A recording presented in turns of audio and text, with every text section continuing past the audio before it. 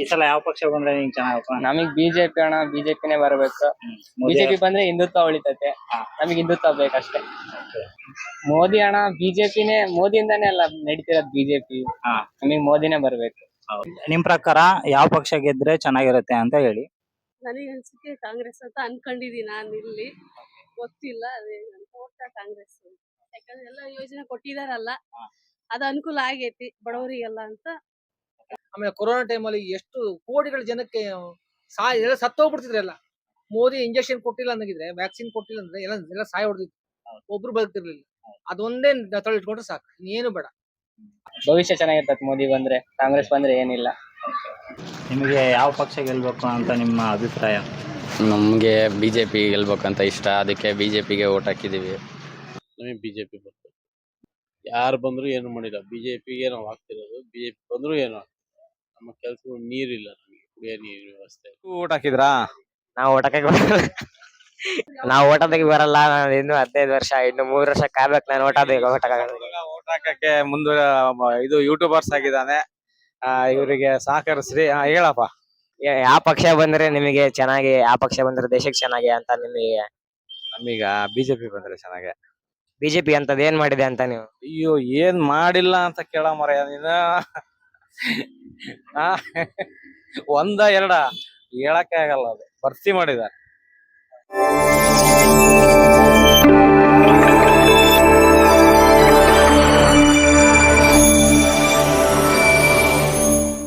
ನಿಮ್ಮ ಹೆಸರು? ಜೀವನ್ ಅಂತ. ಜೀವನ್ ಅಂತ. ನಿಮಗೆ ಯಾವ ಪಕ್ಷ ಗೆಲ್ಬೇಕು ಅಂತ ನಿಮ್ಮ ಅಭಿಪ್ರಾಯ? ನಮಗೆ ಬಿಜೆಪಿ ಗೆಲ್ಬೇಕಂತ ಇಷ್ಟ, ಅದಕ್ಕೆ ಬಿಜೆಪಿಗೆ ಓಟ್ ಹಾಕಿದೀವಿ. ನೋಡ್ರಿ, ವಾಕ್ ಬಂದಿದೀವಲ್ಲೇ ಅಷ್ಟೇ. ಹಾಯ್ ಗಾಯ್ಸ್, ಎಲ್ಲರಿಗೂ ಸ್ವಾಗತ ಸುಸ್ವಾಗತ ಪಬ್ಲಿಕ್ ಚಾಯ್ಸ್ PK ಚಾನಲ್ಗೆ. ಇವತ್ತು ಓಟ್ ಹಾಕೋ ದಿನ. ಎಲ್ಲರಿಗೂ ಜನರಿಗೆ ಕೇಳೋಣ, ಇವತ್ತು ಯಾವ ಪಕ್ಷಕ್ಕೆ ಓಟ್ ಹಾಕ್ತಿದಾರೆ ಅಂತ ಹೇಳಿ ನೋಡೋಣ. ರಿವ್ಯೂ ಮಾಡಿ ಇವತ್ತು ಒಂಥರ ಬ್ಲಾಗ್ಸ್ ತರಾನೇ ವ್ಲಾಗ್ಸ್ ವಿಡಿಯೋ ತರಾನೇ ಇರುತ್ತೆ ಇದು. ನೋಡೋಣ ಬನ್ನಿ, ಚೆನ್ನಾಗಿರುತ್ತೆ ಅಂತ ಅನ್ಕೊಂಡಿದೀನಿ ವಿಡಿಯೋ. तो चलिए शुरू करते हैं. बेटा तुमसे ना हो पाएगा. ಈ ಸಲ ಯಾವ ಪಕ್ಷ ಬಂದ್ರೆ ನಿಂಗೆ ಚೆನ್ನಾಗಪ್ಪ? ನಮಗ್ ಬಿಜೆಪಿ ಅಣ್ಣ, ಬಿಜೆಪಿನೇ ಬರ್ಬೇಕು. ಬಿಜೆಪಿ ಬಂದ್ರೆ ಹಿಂದುತ್ವ ಉಳಿತೈತೆ. ನಮಗ್ ಹಿಂದುತ್ವ ಬೇಕಷ್ಟೇ. ಈಗ ಮೋದಿ ಪರವಾಗಿ ನೀವು ಓಟ್ ಹಾಕ್ತಿದ್ದೀರಾ ಅಥವಾ ಬಿಜೆಪಿ ಪರವಾಗಿ ಓಟ್ ಹಾಕ್ತಿದ್ದೀರಾ? ಮೋದಿ ಅಣ್ಣ, ಬಿಜೆಪಿನೇ, ಮೋದಿಯಿಂದಾನೇ ಅಲ್ಲ ನಡೀತಿರೋದು ಬಿಜೆಪಿ. ನಮಗ್ ಮೋದಿನೇ ಬರ್ಬೇಕು. ಹೌದಾ? ಮೋದಿ ಬಂದ್ರೆ ಒಳ್ಳೆ ಸರ್ಕಾರ ಆಗುತ್ತೆ ಅಂತ ನೀವು? ಮೋದಿ ಬಂದ್ರೆ ಒಳ್ಳೆ ಸರ್ಕಾರ ಅಣ್ಣ. ಭವಿಷ್ಯ ಚೆನ್ನಾಗಿರ್ತದೆ ಮೋದಿ ಬಂದ್ರೆ. ಕಾಂಗ್ರೆಸ್ ಬಂದ್ರೆ ಏನಿಲ್ಲ. तेजस्वी लोग हैं हमारे पास. ಇವತ್ತು ಯಾವ ಪಕ್ಷ ಗೆಲ್ಲುತ್ತೆ ಅಂತ ಹೇಳಿ ಕೇಳೋಣ ಬನ್ನಿ. ಇವತ್ತು ಯಾವ ಪಕ್ಷ ಗೆಲ್ಲುತ್ತೆ ಅಂತ ನಿಮ್ಮ ಅನಿಸಿಕೆ? ನೀವ್ ಹೇಳ್ರಿ, ನೀವ್ ಯಾವ ಪಕ್ಷ ಗೆಲ್ಲುತ್ತೆ ಅಂತ. No comments. ಹೇಳಿ ಸರ್, ಯಾವ ಪಕ್ಷ ಆಗಿದ್ರೆ ನಿಮಗೆ ಚೆನ್ನಾಗೆ ಒಳ್ಳೆ ಸರ್ಕಾರ ಯಾವ್ದು ಅಂತ ನೀವ್ ಹೇಳಿ. ಯಾವ ಪಕ್ಷ ಆದ್ರೂ ಗೆಲ್ಲಿ, ಸದೃಢ ಪಕ್ಷ ಗೆಲ್ಬೇಕಪ್ಪ. ಸದೃಢವಾಗಿರ್ಬೇಕು, 5 ವರ್ಷ ಫುಲ್ ಮೆಜಾರಿಟಿ ಇರ್ಬೇಕು ಅಂತ ಪಕ್ಷಕ್ಕೆ ಓಟ್.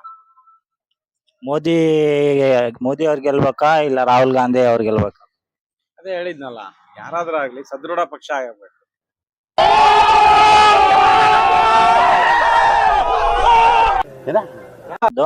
ಜನಕ್ಕೆ ಯೋಜನೆಗಳು ಕೊಟ್ಟಿ ಗೆಲ್ಲಕತ್ತಾರೆ. ಇದು ಕರೆಕ್ಟ್ ಅಂತೀರಾ ತಪ್ಪಂತೀರಾ?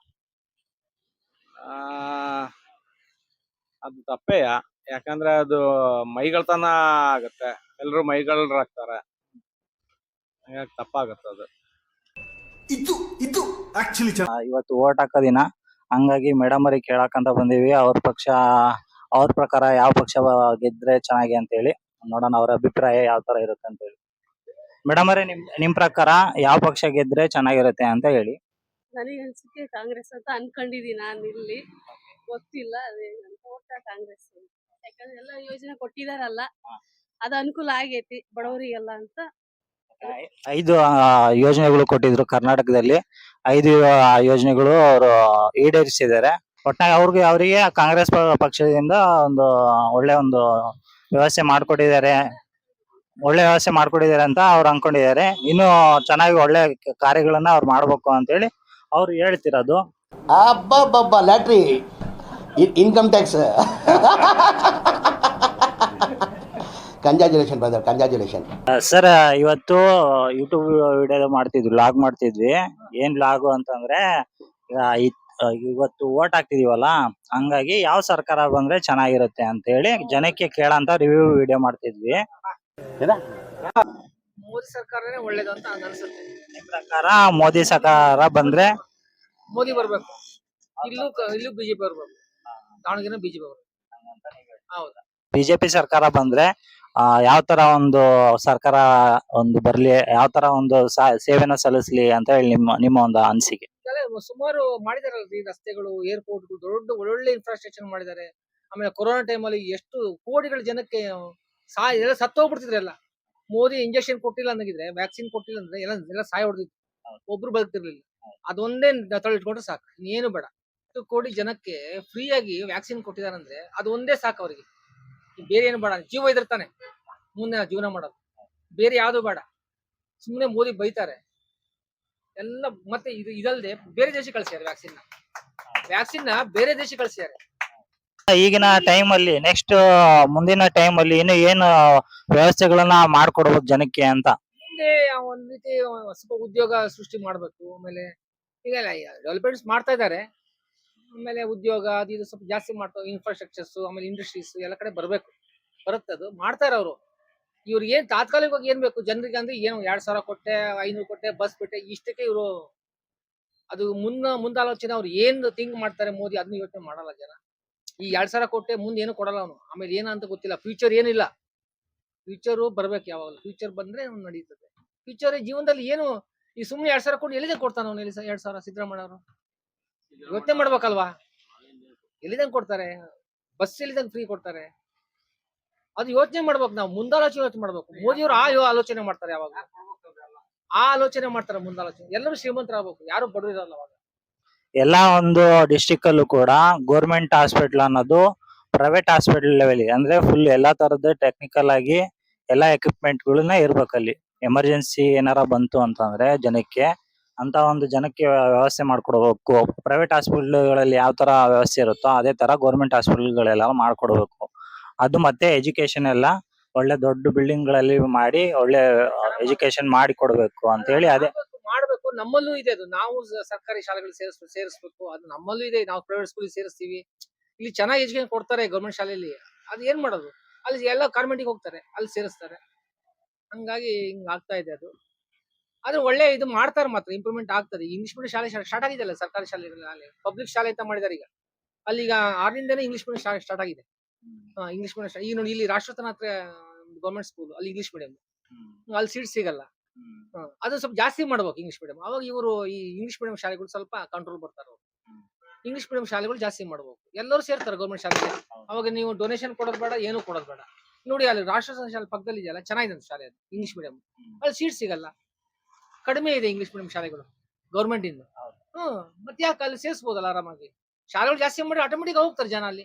ಎಜುಕೇಶನ್ ಚೆನ್ನಾಗಿ ನಮ್ಮ ಒಂದು ಕರ್ನಾಟಕದಲ್ಲಿ ಆಗಿರ್ಲಿ, ನಮ್ಮ ಇಂಡಿಯಾದಲ್ಲಿ ಆಗಿರ್ಲಿ, ಎಜುಕೇಶನ್ ಮತ್ತೆ ಹಾಸ್ಪಿಟಲ್ಗಳು ಒಳ್ಳೆ ಒಂದು ರೀತಿಯಲ್ಲಿ ಎಲ್ಲ ಸೌಕರ್ಯ ಕೊಟ್ರೆ ಜನಕ್ಕೆ ಬಹಳ ಒಳ್ಳೆ ಒಂದು ಅನುಕೂಲ ಆಗುತ್ತೆ ಅಂತ ಹೇಳಿ ಸರ್ ಹೇಳ್ತಿರೋದು. ಮತ್ತೆ ನಮ್ಮ ಅಭಿಪ್ರಾಯ ಮತ್ತೆ ಜನರ ಅಭಿಪ್ರಾಯ ಕೂಡ ಹೌದು. ಧನ್ಯವಾದ. ನಮ್ದು ಯೂಟ್ಯೂಬ್ ಚಾನಲ್ ಇದೆ. ನಿಮ್ಮ ಒಂಚೂರು ಯೂಟ್ಯೂಬ್ ಚಾನಲ್, ಯೂಟ್ಯೂಬ್ ಅಲ್ಲಿ ಪಬ್ಲಿಕ್ ಚಾಯ್ಸ್ ಪಿಕೆ ಅಂತ ಇದೆ. ಪಬ್ಲಿಕ್ ಚಾಯ್ಸ್ ಪಿಕೆ ನಾವು ಯೂಟ್ಯೂಬ್ ಚಾನಲ್ ಮಾಡ್ತಿದೀವಿ. ನಮ್ಮ ತೇಜಸ್ ಬಾಯ್ ಅಂತ ಇದ್ದಾರೆ, ಅವ್ರದ್ದು ಯೂಟ್ಯೂಬ್ ಚಾನಲ್. ಅವರು ದಾವಣಗೆರೆಗೆ ಅವಾಗ ಬರ್ತಿರ್ತಾರೆ. ನಾವು ಯೂಟ್ಯೂಬ್ ಚಾನಲ್ ಅಂತ. ಅವರು ಜಗಳೂರು. ನಾವು ಇವತ್ತು ಎಲೆಕ್ಷನ್ ನಡೀತಿದೆ ಅಲ್ಲ, ಇವತ್ತು ಎಲೆಕ್ಷನ್ದು ಅಭಿಪ್ರಾಯ ಏನು, ಯಾರು ಗೆಲ್ಬೇಕು ಅಂತ ಕೇಳೋದಕ್ಕೆ ಇವತ್ತು ಬಂದಿದ್ದೀವಿ. ಇವಾಗ ಕೇಳೋಣ ಎಲ್ಲರಿಗೂ. ನೀವು ಓಟ್ ಹಾಕಿದ್ರಾ? ನಾವು ಓಟ್ ಹಾಕಕ್ಕೆ ಬರಲ್ಲ. ಇನ್ನು 15 ವರ್ಷ, ಇನ್ನು 3 ವರ್ಷ ಕಾಯ್ಬೇಕು ನಾನು ಓಟ್ ಹಾಕಕ್ಕೆ. ಇದು ಯೂಟ್ಯೂಬರ್ಸ್ ಆಗಿದ್ದಾನೆ, ಇವರಿಗೆ ಸಹಕರಿಸ್ರಿ. ಹೇಳಪ್ಪ, ಯಾವ ಪಕ್ಷ ಬಂದ್ರೆ ನಿಮಗೆ ಚೆನ್ನಾಗಿ, ಯಾವ ಪಕ್ಷ ಬಂದ್ರೆ ದೇಶಕ್ಕೆ ಚೆನ್ನಾಗಿ ಅಂತ ನಿಮಗೆ? ನಮೀಗ ಬಿಜೆಪಿ ಬಂದ್ರೆ ಚೆನ್ನಾಗೆ. ಬಿಜೆಪಿ ಅಂತದ್ ಏನ್ ಮಾಡಿದೆ ಅಂತ ನೀವು? ಅಯ್ಯೋ, ಏನ್ ಮಾಡಿಲ್ಲ ಅಂತ ಕೇಳ ಮರ ನೀನು. ಒಂದ ಎರಡ ಹೇಳಕ್ಕೆ ಆಗಲ್ಲ, ಅದು ಭರ್ತಿ ಮಾಡಿದ್ದಾರೆ. ಒಂದು 2, 3 ಹೇಳ್ಬೇಕಂತ ನೀವು? ಏನ್ ಭಾರಿ ಡೆವಲಪ್ ಆಗಿದಾವೆ. ಏನ್ ಡೆವಲಪ್ ಆಗಿದೆ? ಯಾವ್ದೇ ವಿಷಯ ತಗೊಳ್ರಿ, ಭರ್ತಿ ಡೆವಲಪ್ಮೆಂಟ್ ಅಂತಂದ್ರೆ ಬಿಜೆಪಿಗೆ ಹಾಕ್ಬೇಕು. ಇನ್ನೂ ಮುಂದುವರಿಬೇಕು. ದೇಶ ರಕ್ಷಣೆ, ಫಾರಿನಲ್ಲೆಲ್ಲ ಮೋದಿಗೆ ಎಷ್ಟು ಗೌರವ ಇದೆ. ಆ ಅದೆಲ್ಲ ನೋಡಿದ್ರೆ ಮತ್ತೆ ನಾವು ಅದನ್ನೆಲ್ಲ ನೋಡಿ ಮೋದಿಗೆ ಹಾಕ್ಬೇಕು ಓಟು. ಗಾಯ್ಸ್, ಇವತ್ತು ಒಂದು ಎಲೆಕ್ಷನ್ ದಿನ. ಸರ್ ಸಿಕ್ಕಿದ್ದಾರೆ. ಅವರು ಯಾವ ಪಕ್ಷ ಬಂದ್ರೆ ಒಳ್ಳೇದಾಗುತ್ತೆ ಅಂತ ಹೇಳಿ ಅವ್ರ ಹತ್ರ ಒಂದೆರಡು ಮಾತಾಡೋಣ ಬನ್ನಿ. ಸರ್, ಈಗ ನಿಮ್ ಪ್ರಕಾರ ಯಾವ ಪಕ್ಷ ಬಂದ್ರೆ ನಿಮ್ಗೆ ಒಳ್ಳೆ ಒಂದು ವ್ಯವಸ್ಥೆ ಮಾಡ್ಕೊಡ್ತಾರೆ ಅಂತ ಹೇಳಿ ನಿಮ್ಮ ಒಂದು ಅಭಿಪ್ರಾಯವನ್ನ ಹೇಳಿ. ನಮಗೆ ಬಿಜೆಪಿ ಬರ್ತದೆ. ಈಗ ಬಿಜೆಪಿ ನಿಮಗೆ ಇಷ್ಟು 10 ವರ್ಷದಿಂದ ನಿಮಗೆ ಏನೇನು ಅನುಕೂಲ ಮಾಡ್ಕೊಟ್ಟಿದ್ದಾರೆ ಅಂತ ಹೇಳಿ ಒಂದು ಕೆಲವೊಂದು ಯಾರು ಬಂದ್ರು ಏನು ಮಾಡಿಲ್ಲ. ಬಿಜೆಪಿಗೆ ನಾವು ಹಾಕ್ತಿರೋದು. ಬಿಜೆಪಿ ಬಂದ್ರು ಏನು ನಮ್ಮ ಕೆಲಸ ನೀರಿಲ್ಲ, ನಮಗೆ ಕುಡಿಯೋ ನೀರಿನ ವ್ಯವಸ್ಥೆ ಇಲ್ಲ. ಕುಡಿಯೋ ನೀರಿನ ವ್ಯವಸ್ಥೆ ಇಲ್ಲ. ಜರಿಕಟ್ಟೆಯಲ್ಲಿ ಕುಡಿಯೋ ನೀರಿನ ವ್ಯವಸ್ಥೆ ಇಲ್ಲ. ಇಲ್ಲೆಲ್ಲ ಏನು ಬೀದಿನಲ್ಲಿಗಳು ಮನೆಗೊಂದೊಂದು ಗಂಗಾಜಲ ಅಂತ ಹೇಳಿ ಹಾಕಿರಲ್ಲ, ಅಲ್ಲಿ ಅವ್ರ ಊರಲ್ಲಿ ಮಾತ್ರ ಹಾಕೊಂಡಿದ್ದಾರೆ. ನಮ್ಮ ಕ್ಯಾಂಪ್ ಏನು ಮಾಡಿಲ್ಲ. ಗಾಯ್ಸ್, ಓಟಿನ ದಿನದಂದು 7ನೇ ತಾರೀಕು ಒಂದು ಲೋಗೋವನ್ನು ದಾವಣಗೆರೆಯಲ್ಲಿ ಆರಿಸಲಾಗಿದೆ. ಒಂದು ಬಲೂನನ್ನು ಆರಿಸಿದ್ದಾರೆ ಬಸ್ ಸ್ಟ್ಯಾಂಡ್ ಹತ್ರ. ನೀವು ನೋಡ್ತಾ ಇರ್ಬೋದು. ಇದೊಂದು ಗೌರ್ಮೆಂಟ್ ಬಸ್ ಸ್ಟ್ಯಾಂಡಿಂದ ಒಂದು ವ್ಯೂನ ನೀವು ನೋಡ್ತಾ ಇದ್ದೀರಾ. ನಾನು ಕೂಡ ನಮ್ಮ ಊರಿಗೆ ಓಟ್ ಹಾಕಕ್ಕಂತ ಹೋಗ್ತಾ ಇದ್ದೀನಿ. ನೀವು ಕೂಡ ಹೋಗಿ ಓಟ್ ಹಾಕಿ.